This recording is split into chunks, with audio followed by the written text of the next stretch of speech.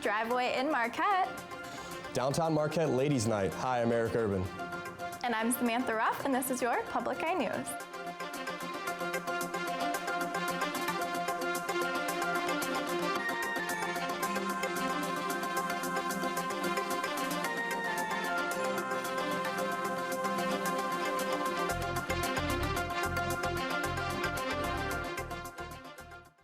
Last night, snowy weather made for a dangerous drive for some. Between 5 and 7 o'clock, police in Marquette County were called to around 24 crashes.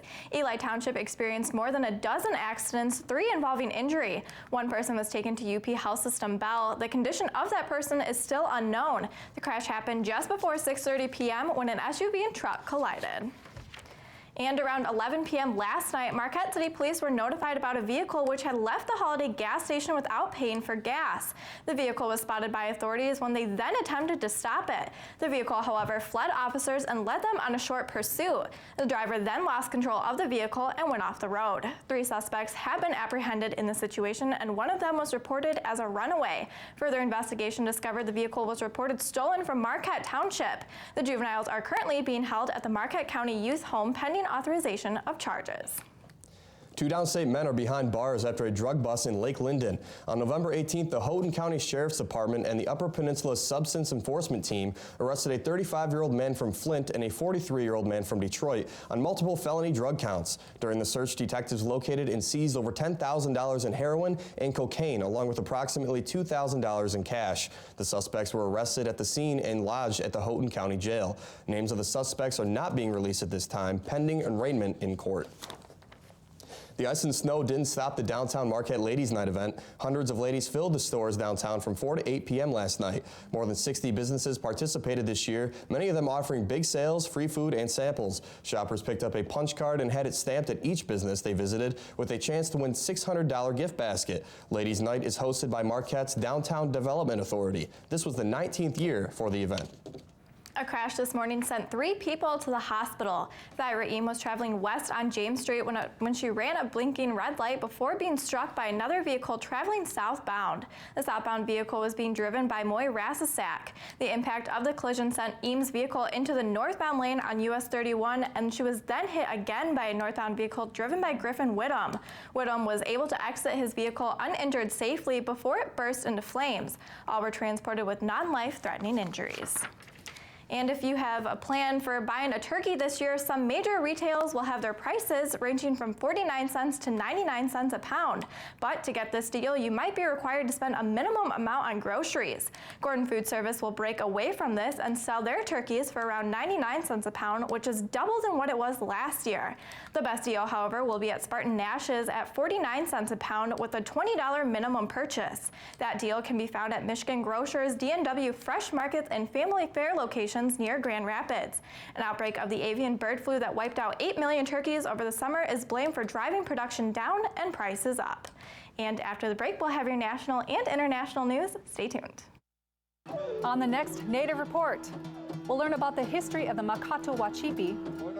We'll meet Ramona Kiddo Stately, a talented moccasin maker. And we'll continue our 10th anniversary celebration by honoring the memory of Shakopee Mdewakanton Sioux Community Chairman, the late Stanley R. Crooks. We'll also learn something new about Indian country and hear from our elders on the next Native Report. Saturday afternoon at 5 on WNMU Public TV 13. And welcome back. The first significant wintry storm of the season will bring up to a foot of snow to parts of the Midwest this weekend, with eastern Iowa and northern Illinois bracing for the largest amounts. The storm system is moving east from Nebraska and will last through Saturday evening when it tails through Michigan, according to Richard Otto, lead forecaster at the National Oceanic and Atmospheric Administration's Weather Prediction Center.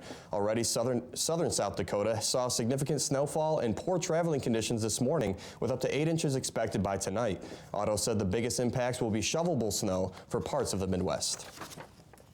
And nations around the world are stepping up security following last Friday's attacks in Paris. In a series of videos, ISIS has threatened to hit cities from Rome to Washington. The FBI says it has no credible threats against the U.S., but its director is urging Americans to stay on high alert. Kenneth Craig has more from Paris.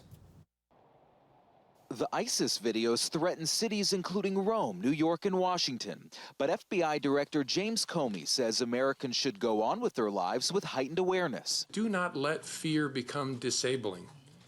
That is what the terrorists want. Comey says the FBI has dozens of potential ISIS sympathizers under surveillance who are considered high risks for carrying out Paris-like attacks. The threat here focuses primarily on troubled souls in America who are being inspired or enabled online to do something violent for ISIL. Here in Paris, the French Prime Minister says France is under a long and permanent threat, warning it is probable there are other extremist cells still active.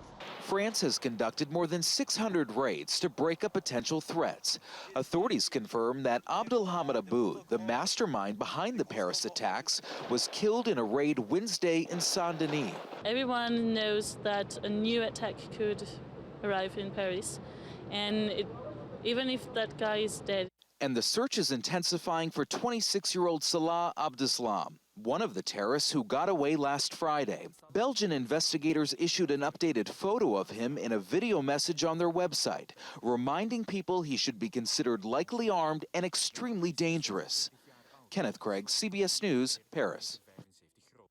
At the San Diego harbor, the U.S. Coast Guard unloaded more than 25 tons of seized cocaine. The drug bust valued at more than $765 million, according to the USCG Public Affairs.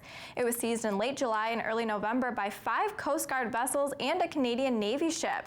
The largest single seizure was the deployment of 7.5 tons of cocaine discovered aboard a self-propelled vessel. Convicted spy Jonathan Pollard left a North Carolina prison before dawn. His release after nearly 30 years in prison ends a long and complicated espionage case that has sometimes been a wedge between the U.S. and Israel. Brian Webb reports from New York, where Pollard made his stop. Jonathan Pollard arrived in Lower Manhattan early Friday morning to meet with his parole officer, but he had nothing to say about his long-awaited freedom. We're not commenting now. The 61-year-old convicted spy was released before dawn from a North Carolina prison. He served nearly 30 years behind bars after pleading guilty to selling U.S. secrets to Israel. He was a Navy intelligence analyst at the time. American officials say he passed along intelligence summaries and huge quantities of classified documents. After meeting here with his parole officer, Pollard was expected to join his family for the Sabbath in New York. His attorneys say there is a job and a home for him here, but Israel has invited Pollard to live there. Israeli Prime Minister Benjamin Netanyahu said the people of Israel welcome Pollard's release. I longed for this day. And now, after 3 long and difficult decades, Jonathan is being released. The terms of his parole say Pollard is required to stay in the U.S. for at least 5 years. Brian Webb for CBS News, New York. A UN official says the initial reports from the field indicate that 27 people were killed in the attack on the Radisson Hotel in Mali's capital. The official, speaking on condition of anonymity because the operation is still ongoing, said 12 bodies were found in the basement and 15 bodies were found on the second floor. The official stressed that the building had yet to be totally cleared. Another UN official, UN Mali mission spokesman Oliver Salgado, said 2 extremists have been killed and that forces are going from room to room, checking for more casualties. A Canadian mining company operating in Botswana says it has found the second largest gem quality diamond ever discovered. The Lucara Diamond Corporation said in a statement this week that the stone measures 1,111 carats, making it the biggest find in more than a century. The Royal Collection Trust, which oversees British royal treasures, says the largest diamond ever found was the 3,106 carat Cullinan diamond unearthed in South Africa in 1905. That diamond was cut into smaller pieces that are part of the crown jewels. And stay tuned, because after the break, we will have your weather and sports.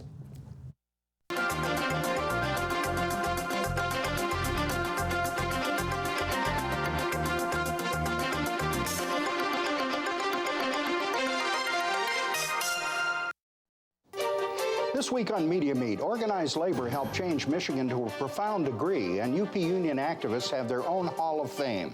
I'm Bill Hart. We'll discuss the labor movement, the contribution of women, and lessons learned with UP Hall of Fame members Suzanne Bowers of Marquette and Maria Maniaci of Gladstone, along with NMU professor and university archivist Marcus Robbins. This week on WNMU's Media Meet.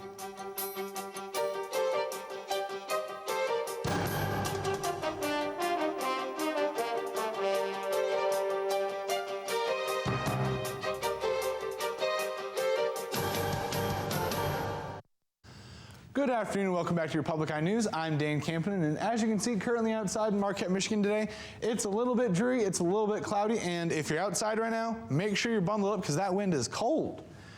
Currently it's cloudy with a temperature of 31 degrees, winds out of the west at 17 miles per hour, and a barometric pressure of 30.05 inches and rising.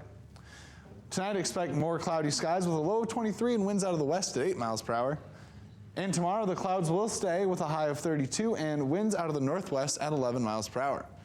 Around the UP, it's mostly cloudy with some sun poking through just about everywhere today. Up in Sault Ste. Marie, it's 37, Manistee is 34, Escanaba and Menominee are both 36, Iron Mountain is 32, Ironwood is 28, up here in Houghton it's 30 and cloudy, and back here in Marquette it's cloudy as well and 31 degrees. Let's take a look at your week ahead. On Sunday, expect a high of 32 and a low of 25 with cloudy skies. On Monday, expect a high of 40, a low of 29 with some clouds that could develop into some rain and snow later on in the day. And on Wednesday, we'll have more clouds with a high of 41 and a low of 31. Well, Chelsea, I'll say this weather seems to be making that slow slide into winter. But I hear that the Tennessee Titans just can't stop their own slide. Yep, and unfortunately, Dan, it's not a good slide to be having. Oof. For most of the night, it looked like the Tennessee Titans were going to beat the Jacksonville Jaguars, but thanks to rookie Rashad Green, the Jaguars pulled out a 19-13 win in the last quarter. Green, who had been out for the last 7 games with a torn ligament in his left thumb, fielded a line drive punt for 63 yards and set up Blake Bortles, who made a 5-yard touchdown pass to Julius Thomas with only 3:30 left in the game. This was the only play that turned the whole game around. The win not only put the Jaguars in the race for the division champs, but is also the first time they have won consecutive games since 2013 season. Unfortunately for the Titans, this marks their 8th loss of 9 games. The Golden State Warriors didn't even flinch when they were trailing the Los Angeles Clippers by 23 points at halftime. Last year's champions ended the game 124-117, outscoring the Clippers in the last half. The Warriors scored 8 of 9 three-pointers in the final quarter, and Stephen Curry scored 40 points. The Thursday night win gave them their 13th consecutive win, a feat only achieved by 4 teams in NBA history. Other shooting highlights were Klay Thompson's 25 points, Harrison Barnes and his 21 points, and the 19 scored by Draymond Green. Clipper Chris Paul set a personal record at the game by scoring 35 points, 18 being just from the first quarter. Both teams fought hard, but the Warriors were just not willing to give up a consecutive win. And the Oakland Raiders are projected to win over the Detroit Lions this week. Chris Sims from the Bleachers Report picked the Lions as one of the 5 teams guaranteed to lose. Though the Lions are 2-7, ESPN's Michael Rothstein doesn't think they're going to just lay down and take it. Their win over the Packers last week may be enough to send the Raiders into the game questioning their tactics.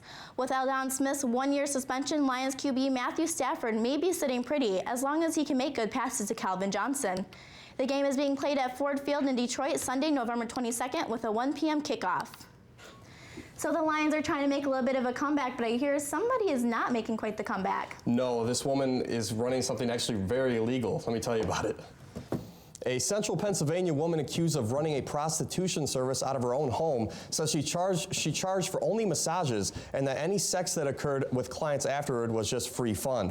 32-year-old Crystal Swigert faces a preliminary hearing December 18th on charges she was operating illegally. Well, I can not imagine that, but that's all the time we have for you today. Thank you so much for tuning in. We'll see you after Thanksgiving break.